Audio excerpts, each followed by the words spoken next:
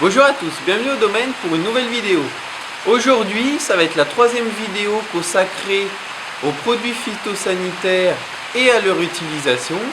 Alors cette fois, on va revenir plus en détail sur les produits qu'on utilise au domaine, pourquoi on utilise ceux-ci et qu'est-ce qui fait nos choix, pourquoi on va utiliser plus tel ou tel produit.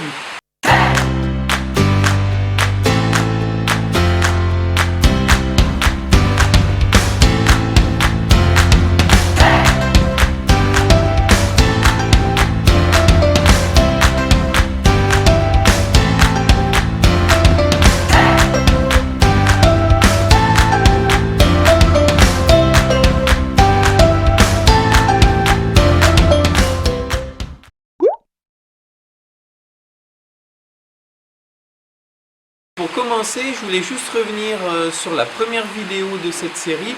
Alors en la regardant, j'ai trouvé que j'étais peut-être un petit peu trop complaisant avec ces produits-là, produits phytosanitaires, pesticides. Effectivement, il y a quand même, si on en utilise, c'est qu'il y a certains avantages, mais il y a aussi de graves inconvénients. J'ai comme ça en mémoire deux produits qui sont assez connus pour leur côté néfaste, aussi bien sur l'environnement, mais aussi directement sur l'homme, sur tout ce qui est risque de cancer. Je pense par exemple en France métropolitaine, il y a eu l'atrazine, où c'est un gros problème, surtout dans la Beauce.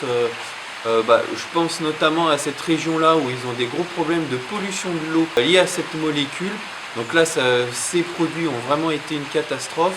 Et puis, je pense aussi à un autre produit qui a causé de gros problèmes et qui, comme il a une période de vie très longue, qui pose encore problème aux Antilles. Je pense par exemple au chlordécone, qui est vraiment très problématique dans ces régions. Donc ce que je voulais vous dire, c'est qu'effectivement, je pense, après c'est mon avis personnel, que certains produits phytosanitaires peuvent avoir un intérêt, ont permis de s'affranchir de certaines problématiques liées aux conditions climatiques, liées à certaines maladies. Mais attention à leur utilisation, car on voit bien que certaines molécules qu'on ne connaissait pas suffisamment ou qui n'ont pas été classées suffisamment tôt comme des produits très dangereux ont continué à être utilisées et par la suite ont causé de réels problèmes, que ce soit environnementaux ou environnementaux d'un point de vue général et plus précisément sur l'homme. Pour en revenir à cette série de vidéos, le but n'est pas de promouvoir l'utilisation de ces produits-là, que leur incidence sur l'environnement soit plus ou moins forte, mais vraiment de vous montrer tout de A à Z, de la molécule qu'on utilise jusqu'à leur utilisation et pourquoi on l'utilise, pour essayer d'avoir quelque chose d'un petit peu plus nuancé que ce qu'on peut voir d'habitude dans les médias où on fait que de montrer du doigt les pratiques. Mais là, le but est d'essayer de vous montrer de la manière le plus objective possible les avantages et les inconvénients, pourquoi on les utilise, et d'avoir une vision vraiment globale de toute la chaîne pour que vous puissiez vous faire vous-même votre opinion.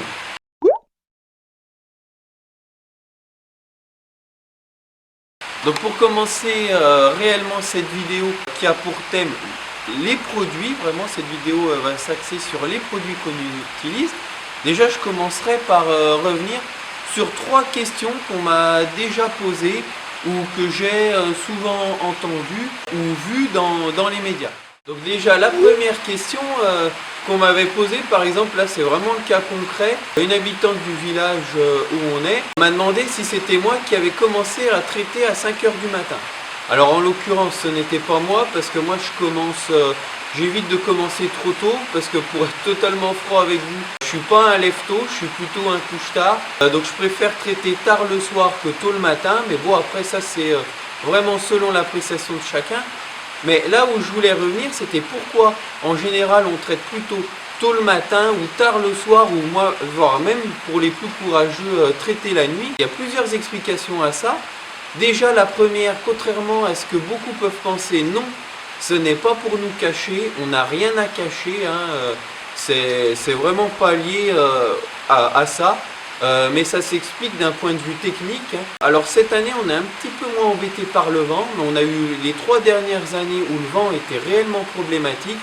où en gros de 11 h du matin jusqu'à 16-17 h, on ne pouvait pas traiter dans de bonnes conditions parce qu'on avait beaucoup de vent. Donc déjà, c'est un fait météorologique d'une manière générale, que l'année soit avant ou non. Les heures les plus calmes au niveau du vent sont les heures avant le lever du soleil et les heures juste après le lever du soleil. Et à l'inverse, les heures juste avant le coucher du soleil et les heures après le coucher du soleil. Donc ça déjà c'est un fait météorologique, et même la nuit je dirais, d'une manière générale, sauf exception, mais d'une manière générale, il y a moins de vent à ce moment-là. Donc c'est là qu'on rencontre les moments les plus propices au traitement. D'une autre part, c'est à ce moment-là aussi qu'on a le plus d'humidité. Donc sans avoir trop de rosée, hein. Si on a une rosée qui coule sur les feuilles, ça va faire couler le traitement. Ça n'est pas bon, mais avoir une hygrométrie qui est quand même un petit peu plus élevée permet une meilleure efficacité des produits que l'on va pulvériser. Donc ça c'est un autre phénomène climatique et qui a lieu plutôt tard le soir ou tôt le matin, ou du moins entre le coucher et le lever du soleil. Et puis aussi, dernière chose, en dehors du fait de se cacher, c'est que tôt le matin ou tard le soir, bien souvent on a moins de chances de croiser des gens. Par exemple, chez nous, on a des gens qui se promènent sur les bords de vignes. Donc effectivement, si on ne le fait pas en pleine heure de fréquentation des balades, on a moins de chances de croiser des gens quand on traite, ce qui est aussi bien, on ne dérange personne. Dernier point au niveau du climat, c'est que pour certains produits, il ne faut pas qu'il y ait une forte température après l'application. Donc par exemple, si je traite tard le soir, il va se passer environ 10-12 heures, même voire un petit peu plus, avant que la température ne réaugmente à nouveau, ce qui va empêcher d'avoir des brûlures sur le végétal liées aux pulvérisations des produits. Donc voilà pourquoi on a plus tendance à traiter soit en début, soit en fin de journée. Ceci dit, on peut quand même traiter tout au long de la journée. Donc en conclusion, c'est pour toutes ces raisons qu'il est plus favorable de traiter tôt le matin, tard le soir ou même un petit peu dans la nuit. Je sais qu'en viti, traiter la nuit réellement, j'en ai rarement vu le faire, mais au moins en agricole d'une manière générale, je sais que certains traitent la nuit ou en milieu de nuit pour toutes ces raisons. Deuxième question qu'on m'a déjà posée, on m'a demandé, c'était en plein hiver, plein mois de janvier, on m'a fait la réflexion. Alors en ce moment, ça traite? Voilà, je me suis dit, non, là il y a un souci. En plein hiver, la vigne est en repos végétatif, hein, mais comme n'importe quelle plante sous nos contrées tempérées, hein, les plantes sont au repos. Donc d'autant plus la vigne qui est un végétal caduc, donc ce qui veut dire qu'il perd ses feuilles en automne. Donc elle est vraiment complètement au repos. Donc là, on n'a aucune intervention au niveau des traitements à réaliser. Les traitements ne se font que sur environ 3 mois. D'une manière générale, c'est mai, juin, juillet. Bon alors cette année, par exemple en 2021, comme on a commencé à traiter fin mai parce que la végétation était trop en retard, on va traiter jusqu'à presque mi-août. Mais ça fait bien 3 mois de maximum. Ça peut être effectivement un petit peu décalé, soit un petit peu plus tôt. Par exemple, ces dernières années, on avait commencé mi-avril, on a fini mi-juillet. Donc voilà, on est bien sur 3 mois de traitement.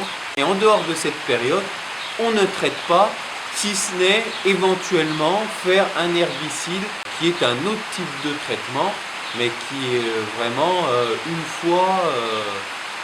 fois de temps en temps. Donc pour conclure, non, on ne traite pas tout le temps, hein, c'est vraiment à une période qui concentre les traitements sur le feuillage de la vigne. Alors la dernière question qui m'a aussi été posée, pourquoi vous traitez tout le temps? Alors c'est vrai, on traite régulièrement, on traite tous les 10 voire 15 jours, tout dépend les produits et les conditions climatiques que l'on a. Ce nombre de traitements, cette fréquence de traitement, ou du moins le temps entre chaque traitement est lié à 3 critères. Déjà, les conditions climatiques, si on a beaucoup de pluie, déjà ça va favoriser le développement des maladies, donc on sera amené à intervenir probablement plus souvent. En plus, la pluie crée ce qu'on appelle un lessivage, donc elle vient tout simplement laver le produit qu'il y a sur les feuilles. Donc on considère que le produit est lavé à partir de 20 mm de pluie. Donc si on atteint ces 20 mm de pluie, il faut renouveler la couverture pour que le végétal soit toujours protégé. Il y a aussi le facteur de rémanence du produit, c'est-à-dire la rémanence, c'est la capacité du produit à durer dans le temps. Donc certains produits sont amenés à durer plus longtemps que d'autres en fonction de leur mode d'action. Et puis aussi, certains produits sont plus sensibles à la dégradation par le soleil, notamment par les UV.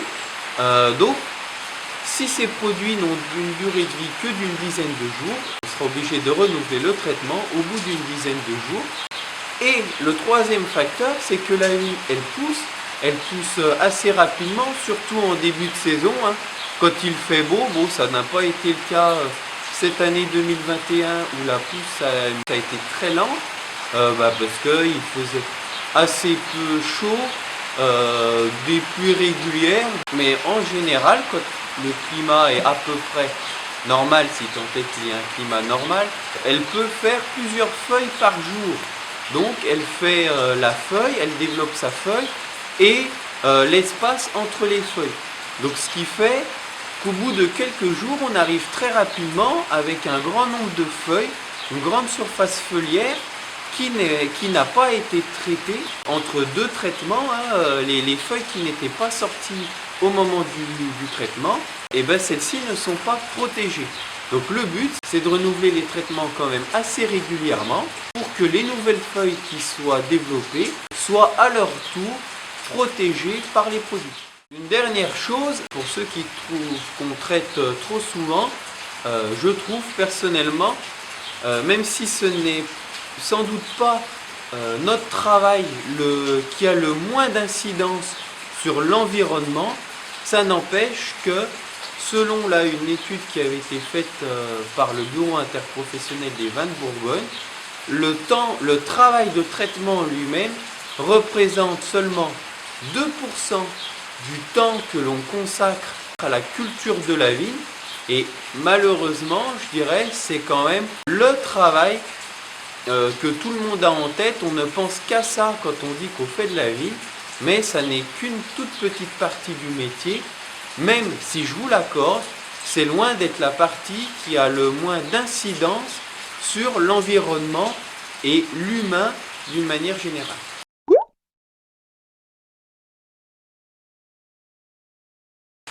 Donc maintenant, on va rentrer dans le vif du sujet, on va parler plus précisément des produits que l'on utilise et de pourquoi on utilise ceci, à quel moment, dans quelles conditions. Voilà, on va vous développer un petit peu plus l'utilisation proprement dite des produits phytosanitaires. Donc d'une manière générale, vous le savez peut-être pour ceux qui nous suivent, pour ceux qui ne nous suivent pas, on n'est pas en agriculture biologique, on est en agriculture conventionnelle.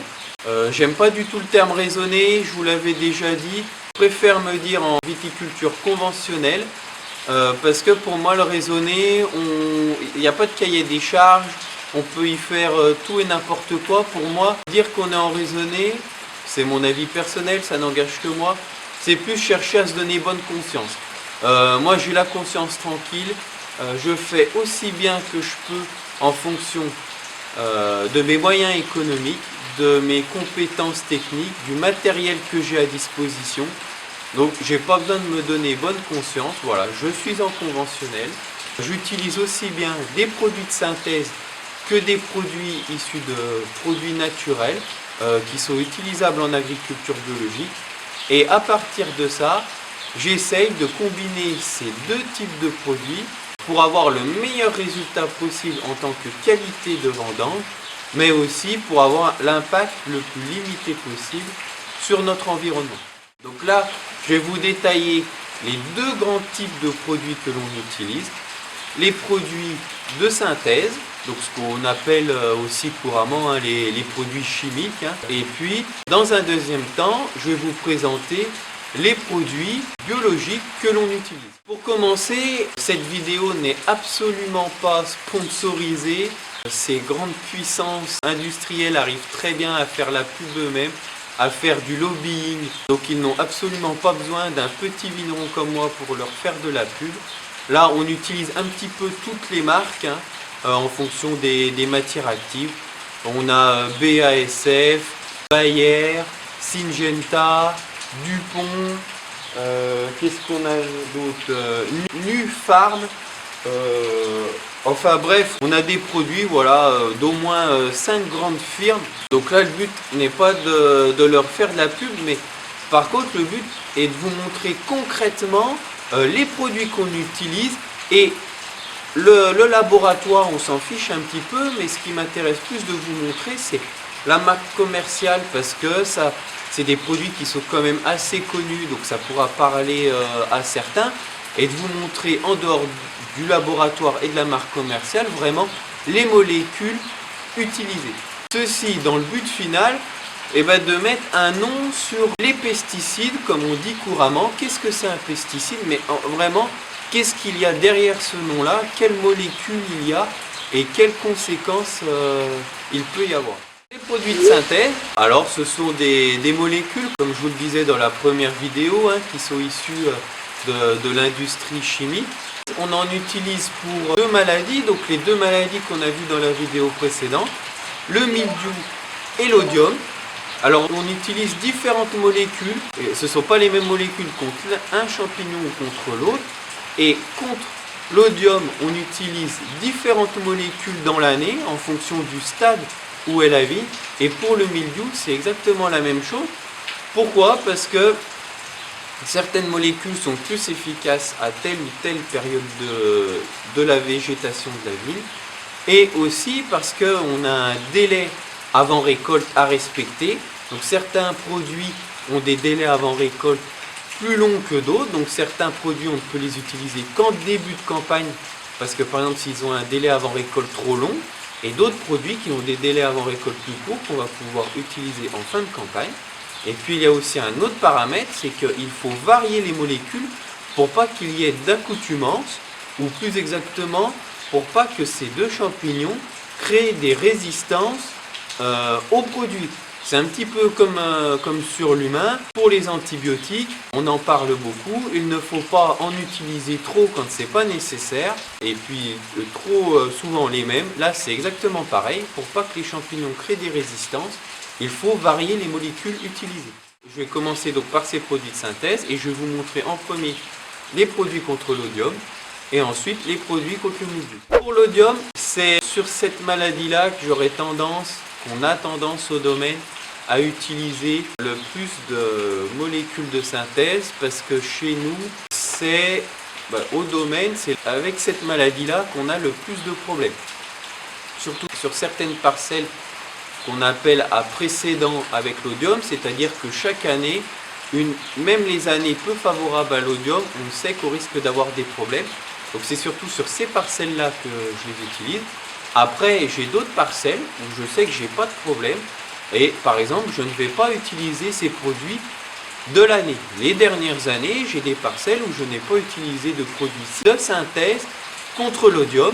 Et par exemple, à l'échelle du domaine, ça représentait seulement un quart de la surface traitée avec un produit de synthèse. Allez, je vous montre ça plus en détail. Dans ces produits de synthèse, ces produits ont des modes d'action différents, soit ils sont préventifs ou curatifs. Alors on essaye de privilégier le préventif hein, parce que bien souvent d'un point de vue agressivité du produit, le préventif est quand même moins agressif, alors que les curatifs eux, ont tendance à être plus agressifs, plus dangereux, aussi bien pour l'environnement que pour l'être humain. Hein. La majorité des traitements curatifs sont maintenant classés CMR, cancérigènes, mutagènes, reprotoxiques. Sachant, pour nuancer un petit peu les choses, c'est que beaucoup de ces produits curatifs qui ont été classés cancérigènes viennent récemment d'être classés cancérigènes. Avant, ils n'avaient pas de classe toxique particulière, si ce n'est les classes toxiques habituelles pour ce type de produit. Mais en gros, ces produits-là ont été classés CMR dans les 2 dernières années. Voilà. Donc ce qui explique qu'ils sont encore commercialisés, étant donné que ce sont des produits qui sont quand même assez efficaces. qu'une année comme 2021 qui a été très compliquée, j'ai été amené à en utiliser, même s'ils ont été classés CMR, pour essayer de sauver la récolte. Après, le but est bien entendu d'en utiliser le moins possible. Ces produits ont différentes propriétés. Soit ce sont des pénétrants, donc ils rentrent dans la feuille, ce qui permet d'être moins sensible au lessivage. Et puis il y a des systémiques, alors eux ils vont carrément rentrer dans la plante, être véhiculés par la sève, et ce qui leur confère comme grand avantage, c'est comme ils circulent dans la sève, c'est que même quand la plante pousse, les nouvelles feuilles ont le produit qui circule à l'intérieur, contrairement aux produits de contact ou les produits pénétrants. Si la feuille n'est pas présente, n'est pas développée au moment du traitement, le produit n'aura aucune action quand la feuille va se développer. Voilà, donc au niveau des produits, on utilise, alors ça c'est ceux qu'on utilise, c'est ceux qui sont fournis, parce que nous on se sert à la coopérative agricole, donc c'est ceux qui sont fournis, ils ont toute une gamme, toute une liste. Nous on prend cela, bien sûr ce n'est pas exhaustif, hein, vous avez tout un tas d'autres produits. Tous les produits phyto sont référencés dans ce guide, hein, ça c'est celui qui est fourni par l'interprofession, il est plutôt bien fait. Alors là bon, c'est le 2020, c'est celui que j'ai pris voilà, qui m'est venu à la main quand j'ai fait la vidéo, mais on a bien le 2021, il est mis à jour tous les ans. Donc vous voyez la liste, c'est des grands tableaux comme ça, des produits, il y en a des grandes quantités puisque ça répertorie toutes les molécules et toutes les marques commerciales des différentes firmes. Donc il y en a beaucoup. Heureusement, on n'utilise pas tout ça, on n'utilise que certains que je vais vous montrer. Donc pour l'Odium, je vais vous montrer les différents produits qu'on utilise en produits de synthèse. Donc là, c'est principalement des systémiques et pénétrants. Donc là, je vous montre les préventifs. Donc en préventif, on a de l'AGF, ça c'est la dénomination commerciale. La molécule qu'il contient, c'est du métraphénone. Après, on a un autre par exemple, le Dinali. Donc lui c'est une association de deux molécules. C'est le cyfluphénamide et le diphénoconazole. Bon bref, je suis désolé pour l'accent mais voilà, c'est comme ça que ça s'appelle. Donc là par exemple, on est sur un pénétrant. Donc celui-ci il rentre uniquement sur la feuille, il imprègne bien la feuille. Donc ça c'est un pénétrant. Et puis le dernier préventif qu'on utilise, ça bon, c'est les laboratoires Bayer. Donc ça par contre c'est un systémique, il rentre dans la plante.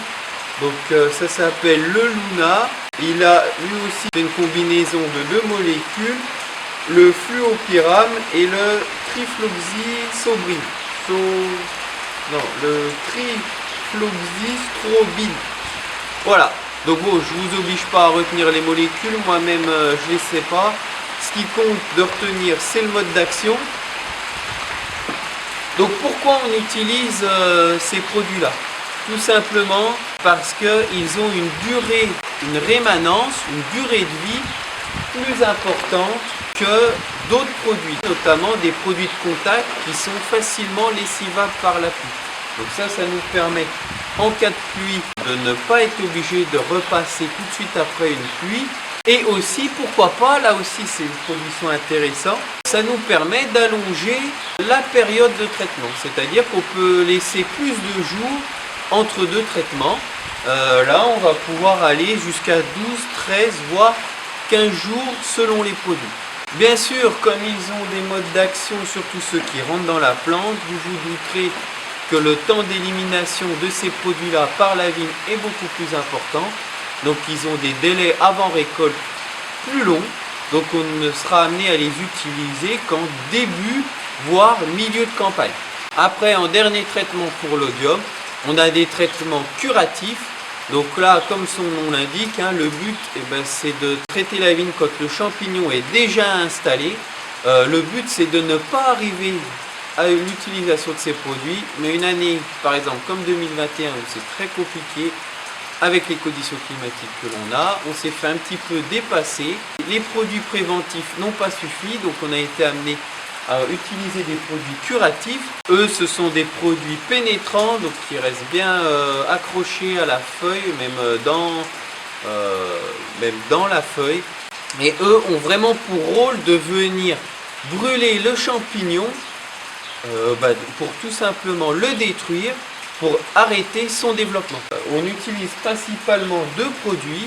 Alors ça, c'est un produit qu'on était habitué à utiliser avant qu'il soit classé CMR. C'est le Spirox. Donc le Spirox est le nom commercial. La molécule, c'est la spiroxamine. On retrouve différentes marques, hein. Par exemple, vous avez chez Bayer, il s'appelle le Prosper. Là, le laboratoire, c'est Arista. Donc voilà, les noms changent, mais les molécules restent identiques. Donc voilà, produit curatif, on utilise seulement sur quelques parcelles quand réellement c'est nécessaire. Et par exemple, pour vous dire, cette année comme elle était compliquée, pour changer de molécule, j'ai été amené, c'est la première fois que je l'ai utilisé, c'est du Yaris.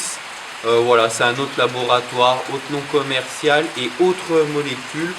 Donc ça, c'est une molécule qui est développée par BASF. Voilà, donc qui a un petit peu la même utilisation que le Spirox, mais je l'ai utilisé pour justement varier ces molécules, pour ne pas utiliser tout le temps les mêmes, surtout que on a aussi une problématique, c'est que bien souvent les produits sont donnés pour par exemple 1, 2, voire 3 utilisations maximum par an, d'où l'intérêt de varier les différents produits. Donc voilà, on a fait le tour un petit peu sur les différents traitements pour l'oïdium en produits de synthèse. Donc que ce soit les produits pénétrants, les produits systémiques. Donc c'est des produits, c'est pas les produits qu'on utilise le plus, mais c'est des produits quand même qu'on utilise, parce qu'il faut avouer qu'ils ont quand même une efficacité qui est supérieure aux produits biologiques. Ils ont une rémanence, un temps d'action qui est plus long. Et puis pour les produits curatifs, ils peuvent permettre de limiter la casse quand ça devient trop compliqué. Donc maintenant, on va passer aux produits utilisés pour les traitements contre le mildiou. Donc pour le mildiou, on a un petit peu moins de variété parce qu'en général, on a tout simplement moins de problèmes pour le mildiou. Moins de problèmes, sauf, je reviens encore sur cette année 2021, qui est une année assez particulière. Mais en général, on utilise relativement peu de produits de synthèse pour le mildiou parce qu'on est peu embêté par cette maladie-là, sauf année pluvieuse comme 2021. Donc là, c'est pour ça que j'ai seulement 3 produits. Ça nous est déjà arrivé d'utiliser des produits curatifs contre le mildiou. Je pense à la dernière fois en 2017 où on avait utilisé ça parce que ça devenait ingérable. Mais sinon, de manière très régulière, on se contente de produits préventifs qui sont largement suffisants par rapport à la problématique que l'on a sur le domaine. Donc là, cette année, on a utilisé 2 produits en produits préventifs. On a utilisé l'Elictis bleu. Alors ça, c'est le nom commercial, hein. Le laboratoire, c'est Nufarm. C'est un produit à base de cuivre et à base de zooxamine. Donc le cuivre, c'est un produit naturel, hein, et il est associé à une molécule de synthèse. Donc lui, c'est un pénétrant, c'est toujours la même chose. Il n'est pas véhiculé par la sève, mais il rentre dans la feuille pour une meilleure action. Le but de ce produit-là, c'est de combiner l'action du cuivre, qui est un produit de contact qui reste en surface de la feuille, avec un produit de synthèse, la zooxamine, qui rentre dans la feuille. Donc voilà, c'est la combinaison de ces 2 produits qui font l'efficacité. Donc ça, c'est celui qu'on a utilisé à 2 reprises cette année. Et comme on n'a pas le droit à plus de 2 utilisations, si 3 utilisations pour celui-ci, mais pour varier quand même les produits, on avait passé sur un produit. Alors celui-là, c'est la première fois que je l'utilise cette année. Le nom commercial, c'est Zorvec. Pourquoi la première fois? On me l'a recommandé parce que, pareil, c'est une combinaison de cuivre avec une molécule de synthèse.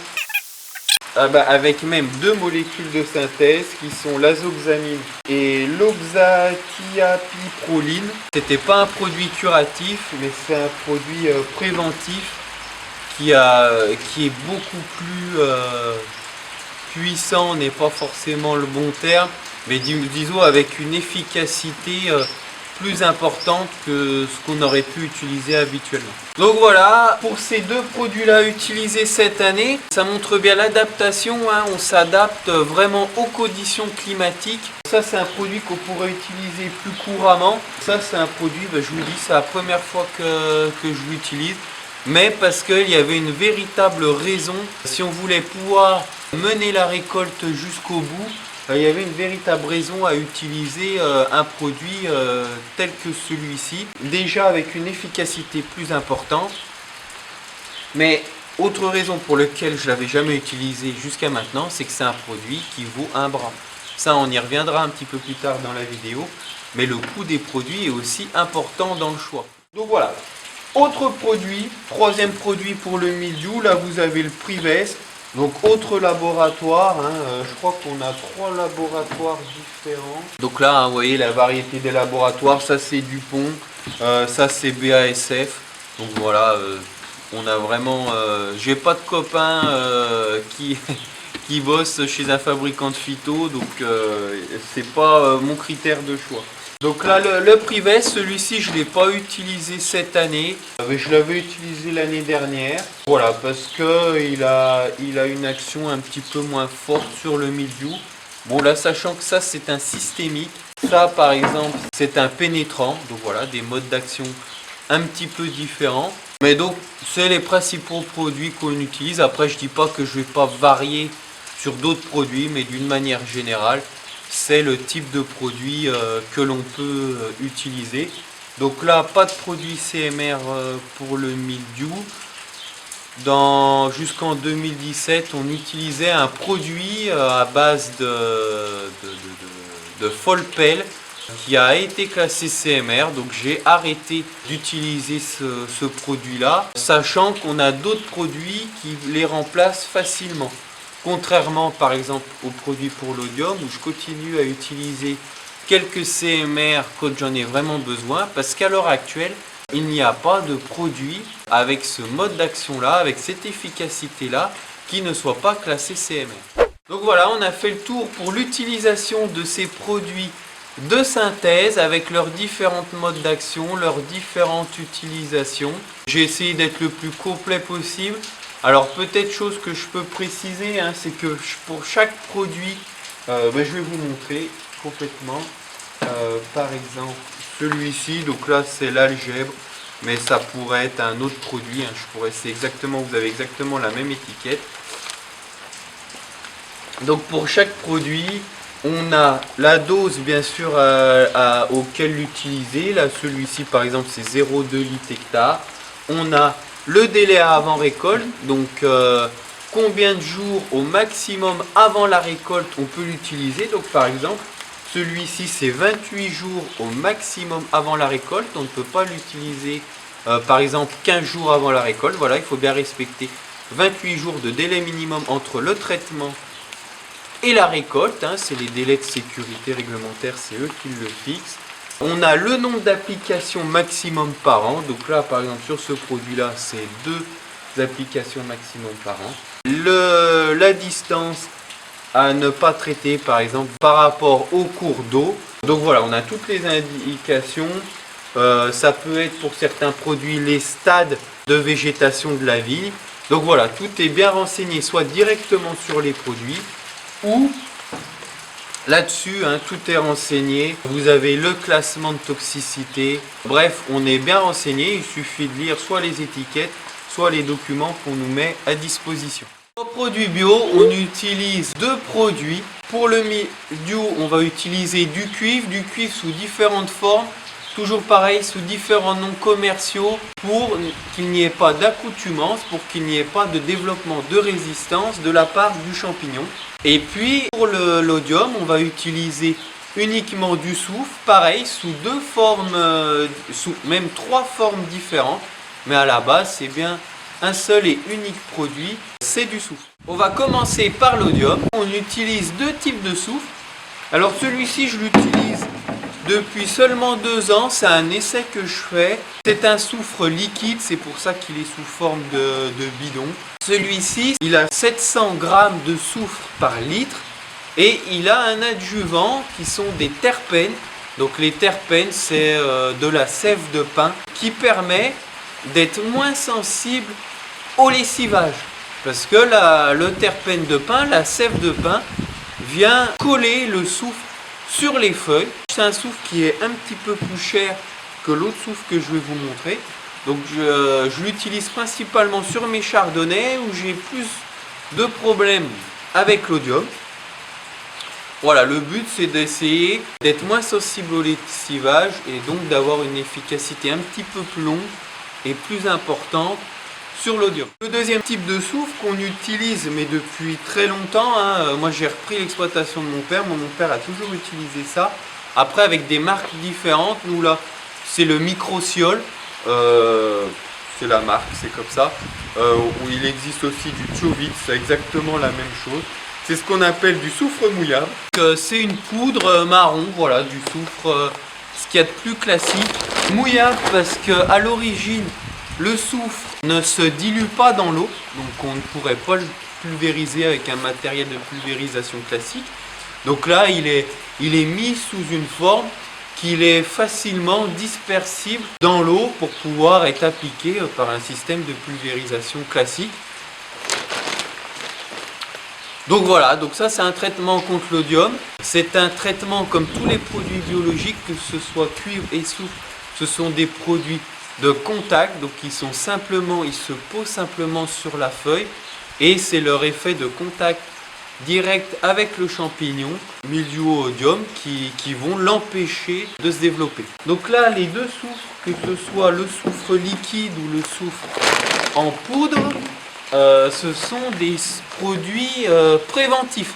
Donc ils empêchent le champignon de se développer, mais si malheureusement le champignon vient quand même à se développer, ils ne sont pas curatifs. Ils ne vont pas empêcher, une fois le champignon développé, ils ne vont pas le tuer. On a quand même heureusement un produit curatif en produit biologique. Donc là pareil, je ne sais pas s'il y a différentes marques. Là c'est du fluido soufre. C'est un soufre pareil en poudre, mais celui-ci n'est pas mouillable. Il se projette en poudre. Alors nous on a un tout petit appareil à dos qui permet de le pulvériser. Donc ce produit-là, on l'utilise uniquement en curatif. C'est un produit curatif qui permet d'arrêter le développement du champignon. Donc en curatif, on utilise celui-ci. Mais le problème, c'est que pour l'instant, j'ai pas de poudreuse qui s'appelle une poudreuse pour pouvoir traiter des grandes surfaces.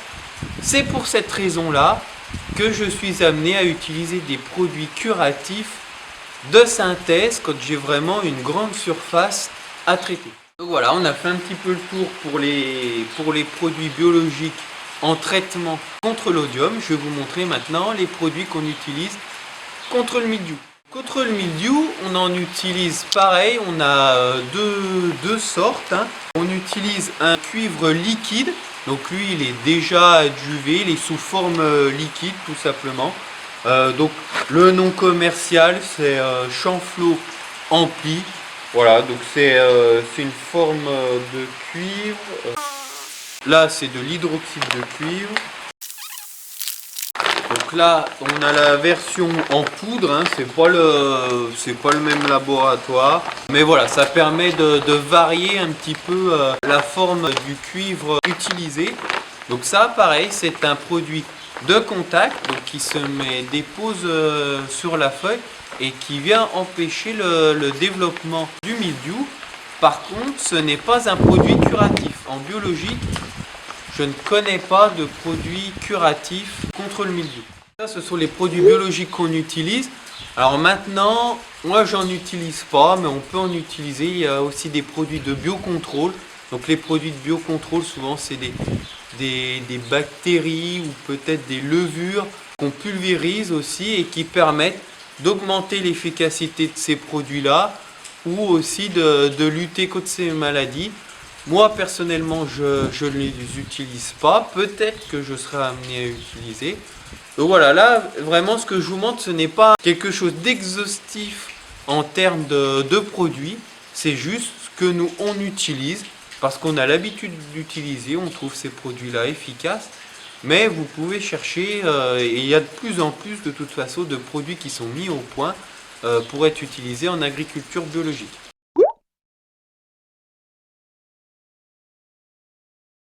Au domaine, on n'utilise pas uniquement ces différents produits de synthèse que je vous ai montrés, mais on utilise aussi des produits utilisables en agriculture biologique, qui sont quand même des produits naturels, donc avec majoritairement du soufre et du cuivre. Donc ces produits-là, on les utilise en association avec les produits de synthèse. Ce sont les produits qu'on utilise le plus sur le domaine. Au minimum, une année comme cette année 2021 qui est assez compliquée, ça représente un peu plus de 50% des traitements. Je dis un petit peu plus parce que pour faire simple avec vous, on va avoir fait 7 traitements. On va avoir réalisé 3 traitements entièrement en produits biologiques et on va avoir réalisé 4 traitements en association avec des produits de synthèse. Par exemple, j'ai des traitements où je vais avoir fait contre le mildiou entièrement en produits biologiques et je vais avoir mis un produit de synthèse contre l'oïdium. Voilà, donc c'est ce qui fait que j'ai quand même un minimum total de 50% de produits biologiques utilisés. Donc une année plus favorable, on se rapprochera même plutôt des 75%. Je parle en nombre de traitements où on utilise des produits biologiques. Je ne parle pas en quantité parce que les produits biologiques en général, on en met beaucoup plus en termes de poids ou de volume. Je ne parle pas de 50% en termes de quantité parce que c'est sûr que par exemple si je parlais en termes de poids, quand je mets 0,15 litres de produits de synthèse dans un réservoir pour 1 hectare, c'est sûr que si en équivalent biologique je mets 10 kg de produits biologiques, ça n'a rien à voir. Donc je ne parle pas en poids, je parle bien en nombre de traitements. Voilà. Pourquoi l'un, pourquoi l'autre? Alors, il y a plusieurs raisons à utiliser plus l'un ou plus l'autre selon les années. Déjà, la première raison, c'est la raison climatique et technique. On choisit les produits en fonction de leur efficacité. Par exemple, il faut bien reconnaître que les produits de synthèse ont quand même une efficacité plus grande sur les champignons, empêchent plus leur développement. Et puis, avec les produits de synthèse, on est quand même moins... Bon, même si on voit les limites aussi des produits de synthèse une année comme cette année, mais il faut bien dire que on est moins sensible au lessivage, moins sensible aux conditions climatiques et on peut avoir des périodes de rémanence, d'action du produit qui sont plus longues. Donc ce qui peut permettre aussi de traiter moins souvent. Parce que par exemple, les produits biologiques ils sont donnés pour une période de 10 jours. De 10 jours ou une pluviométrie de 20 mm. Si avec un produit de synthèse j'arrive à aller jusqu'à 12-15 jours, ça peut me faire au bout du compte gagner un passage. Donc ça n'est pas forcément négligeable. Aussi ce qui nous pousse à utiliser quand même une certaine quantité de produits biologiques, c'est qu'il faut bien avouer que économiquement parlant, les produits biologiques sont moins cher. Parce qu'il faut bien se dire que certains produits de synthèse coûtent la peau du cul. Non mais voilà, le but c'est de trouver un compromis économique. Moi je trouve que les produits biologiques permettent de nous tirer avec un prix qui est inférieur aux produits de synthèse. Bon, à relativiser parce qu'une année par exemple comme 2021 où avec des produits biologiques on est amené à traiter plus souvent, le fait qu'il nous coûte moins cher au traitement sur plusieurs traitements, fait que éventuellement ça va nous coûter aussi cher. Mais d'une manière générale, les produits systémiques sont quand même très chers. Donc voilà, d'un point de vue purement économique, je préfère utiliser des produits biologiques. Par exemple, en pleine dose, si j'utilise du cuivre, je vais m'en tirer autour des 25 € l'hectare pour un traitement. Par contre, ce produit que j'ai utilisé cette année, là, il faut compter dans les 50 à 60 € l'hectare. Vous voyez bien, c'est vite fait, en pleine dose. Je parle en pleine dose, hein. Dose homologuée, en gros, ça c'est le double. Donc, d'où l'intérêt de les utiliser à bon escient, parce que d'un point de vue économique, ça a quand même une grosse incidence. Si on pouvait se passer d'utiliser des produits phytosanitaires, on le ferait volontiers. On ne traite réellement pas pour notre plaisir ou pour le plaisir de donner de l'argent à tous ces laboratoires. Parce que moi, les PDG de ces grandes firmes-là, j'en ai rien à faire qu'ils puissent se déplacer en jet, en hélico, avoir des villas à plusieurs millions d'euros. Moi, c'est pas mon truc de leur financer leur budget vacances. Par exemple, là, le budget phyto pour nous, pour un domaine comme nous, c'est en gros 5 000 à 6 000 € à l'année. Je préférerais largement utiliser ces 5 000 à 6 000 € pour me payer un super voyage, partir en vacances ou faire n'importe quoi d'autre que d'engraisser ces firmes-là. Mais il faut bien avouer que, malheureusement ou pas, je ne sais pas si c'est malheureux parce que ça fait partie du métier, que j'y suis contraint si je veux pouvoir faire un minimum de récolte. Parce qu'on est soumis à ces parasites-là, que sont l'odium et le mildiou, à ces ravageurs, qui vont se développer de manière plus ou moins importante en fonction des conditions climatiques. Voilà, donc dans ce choix, on intègre complètement la notion économique qui est très importante. Et la notion économique donne des produits plutôt moins chers, un revenu, un coût hectare plutôt moins cher avec des produits écologiques. C'est tant mieux puisque c'est ces produits qui ont un impact le moins important sur l'environnement.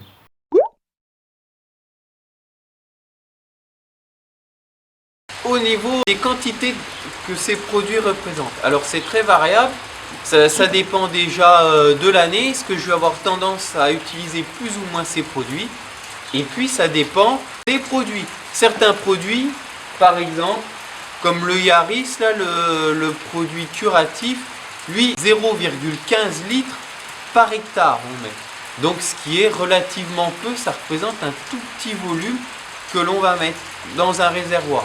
Par contre, à l'inverse, on a des produits où il faut un volume beaucoup plus important. Par exemple, ce produit-là, là, l'anti-mildiou, c'est 2,8 litres par hectare. Donc, ça n'a rien à voir. Mais ça, c'est vraiment variable en fonction de la concentration des produits, en fonction de la dénomination commerciale, en fonction du laboratoire. Donc, je ne peux pas vous dire la quantité en litres en kilos pour des produits qui seraient en poudre. Par exemple, ce produit-là est un produit en poudre. Ça, c'est des produits liquides. Donc voilà, je ne peux pas vous donner une quantité qu'on va mettre à l'hectare en termes de kilos, en termes de liquide, parce que c'est beaucoup trop variable d'un produit à l'autre. Pour ces produits-là, traitement contre l'odium et le mildiou, on fait un passage pour ces deux traitements-là. On est autorisé à mélanger un anti-odium et un anti-mildiou. Alors attention, hein, toutes les molécules ne sont pas mélangeables parce que certaines soit créent des toxicités pour la vigne ou soit vont réagir entre elles et vont créer des formes de pâte qui vont venir boucher le matériel de pulvérisation. Donc attention, bien se renseigner à ce qu'on fait, hein. Mais ça, quand on achète les produits, il suffit de demander. Déjà, en général, ils nous conseillent que des produits qui peuvent être mélangés. Mais à nous ensuite de bien demander, de se renseigner si ces produits sont bien mélangeables. Mais donc, pour un passage de traitement, on traite en même temps contre l'odium et le mildiou parce qu'on peut mélanger ces produits-là. Pour le nombre de traitements, sur ces 3 mois où l'on va faire nos traitements, ça représente entre 5, 7, voire 8 traitements, mais même une année comme 2021, là il va me rester un à faire. Je vais avoir fait 7 traitements. Je parle anti-mildiou, anti-odium, plus vous en rajoutez 2 insecticides, 2 passages d'insecticides contre la flavescence. Mais vraiment en maladie de feuillage, ça varie entre 5 et 7 traitements. Effectivement, c'est très variable entre une année où il y a peu de maladies et une année comme cette année où il y a beaucoup plus de maladies. Et voilà, ça c'est la fourchette. Après, en moyenne, je dirais 6 traitements, c'est à peu près la moyenne habituelle. Je vous ai dit 2 traitements supplémentaires d'insecticides parce que dans la deuxième vidéo, je vous parle d'un 3e type de traitement, les traitements insecticides contre la flavescence. Pour ce traitement à part, on est obligé de faire un traitement à part parce que les produits anti-mildiou et anti-odium sont mélangeables dans la majorité des cas, sauf exception. Par contre, réglementairement, on ne peut pas mélanger un insecticide avec un antifongique. Ça, ce sont des mesures qui ont été prises pour limiter l'impact des traitements sur les pollinisateurs. Donc ces produits, l'insecticide n'est pas mélangeable et en plus, on ne doit pas réaliser à la suite, dans un créneau de 48 heures, un insecticide et un fongicide, toujours dans le but de protéger les pollinisateurs. C'est réglementaire, c'est ainsi. Et pour en revenir à cet insecticide, c'est que l'insecticide est un traitement obligatoire. Alors ça varie, c'est entre 1 et 2 traitements, voire 3 selon les zones. Ça dépend des comptages qui sont réalisés sur les cicadelles, qui est le vecteur, qui est l'insecte qui propage cette maladie de bois qu'est la flavescence. Donc c'est un arrêté préfectoral qui nous oblige, c'est vraiment une obligation de traitement, parce que la flavescence c'est une maladie qui est assez contagieuse et avec un impact fort sur les vignes. Donc c'est un arrêté préfectoral. Si on ne réalise pas ces 2 traitements ou le nombre de traitements imposés en insecticide, c'est un délit pénal, donc avec des fortes amendes à la clé. Donc bien entendu, on a tout intérêt à réaliser ces traitements, même si ce n'est pas forcément avec plaisir qu'on les réalise.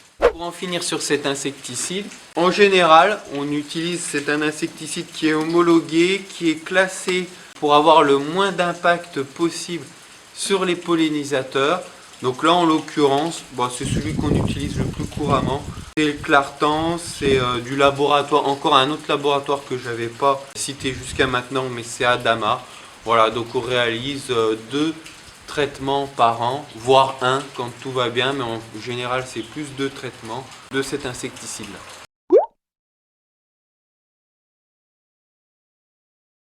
Donc là, on a fait un petit peu le tour sur ces produits-là, de notre utilisation, le type de produit. J'insiste sur le fait que le but n'était pas de vous faire de la pub, mais voilà, de pouvoir mettre un nom, mettre des noms de produits, mettre des noms de molécules, mettre des utilisations concrètes sur ce qu'on appelle en général, qu'on montre toujours du doigt, l'utilisation des pesticides, des produits phytosanitaires. Mais si ça vous intéresse, on pourra aller encore un petit peu plus loin. Là, je ne veux pas le développer parce que cette vidéo est déjà suffisamment longue, mais on pourra regarder exactement notre planning de traitement réalisé sur 1 ou 2 années pour que ce soit assez représentatif sur les doses utilisées à l'hectare et les variations entre l'utilisation de produits de synthèse et les produits biologiques. N'hésitez pas, si ça vous intéresse, à me le mettre en commentaire pour qu'on vous prépare une vidéo sur ce sujet. Pour la prochaine et dernière vidéo sur ce sujet, et dernière pour cette année et pour cette méthode pour aborder ce sujet-là, mais comme je vous ai dit, on pourra voir les plannings, on pourra faire des vidéos plus courtes, mais vraiment sur certains détails si ça vous intéresse. Mais là, pour finir cette série, on va parler tout simplement du matériel que l'on utilise, du mode d'application de ces produits-là, avec notamment l'enjambeur que j'ai derrière moi. En attendant, j'espère que cette vidéo vous a plu. N'hésitez pas à poser vos questions en commentaire. Vous pouvez poser toutes les questions, même remettre en cause nos pratiques, il n'y a aucun souci. Bien sûr, respecter nos choix, même si ce n'est pas forcément les meilleurs, c'est en tout cas ce que l'on fait en fonction de nos connaissances, du matériel que l'on a et de notre modèle économique, que ce soit le bon ou pas forcément le meilleur. À la prochaine au domaine!